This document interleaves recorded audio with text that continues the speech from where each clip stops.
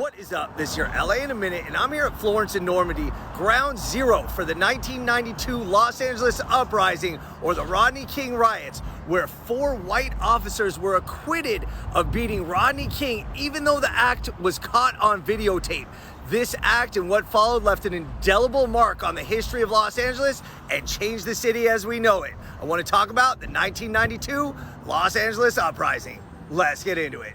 Prior to the uprising, minority community leaders throughout Los Angeles and the United States had repeatedly complained about harassment and use of excessive force against their residents by the LAPD officers. Daryl Gates, chief of police of the LAPD from 1978 to 1992, had been attributed with much of the blame for the riots. Accusations and scandals about racist violence marked the LAPD under Gates' tempestuous leadership. Prior to the riots, there was a growing resentment and violence between the African American and Korean American communities of Los Angeles that was highlighted in Spike Lee's seminal film, Do the Right Thing. On March 16, 1991, a year before the riots, storekeeper Soon Ja-do shot and killed black 9th grader Latasha Harlins after a physical altercation. Do was convicted of voluntary manslaughter, and the jury recommended a sentence of 16 years, but the judge decided against prison time and gave her community service and probation, and relations between the two communities worsened. On the evening of March 3, 1991, Rodney King and 2 passengers were driving west on the 210 freeway in the San Fernando Valley when a high-speed pursuit ensued before King eventually exited the freeway at Foothill Boulevard at Lakeview Terrace. When King stopped the car, the police pulled him out of the vehicle and a horrific beating ensued. King was tackled, tased, hit with batons, kicked, stomped before he was finally handcuffed and put in hog ties.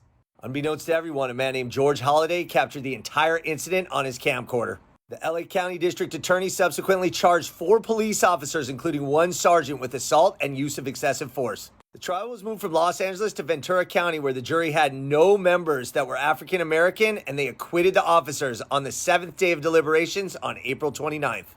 The uprising began immediately and peaked over the next 2 days. A curfew was installed, and deployment of troops, National Guard, and law enforcement personnel were brought in to corral the situation. Though the uprising began in South Central Los Angeles, rioters began to target stores owned by Koreans, reflecting the tensions between those communities. In total, 64 people died during the riots, including 9 shot by police and 1 by the National Guard. There was $1 billion in damage, and 3,600 fires were set. Police Chief Daryl Gates resigned ignominiously. The uprising began to simmer down by May 1st when Rodney King gave his famous "Can we all just get along" speech. The aftermath of the uprising has produced some painful conversations and a long attempt at a healing process.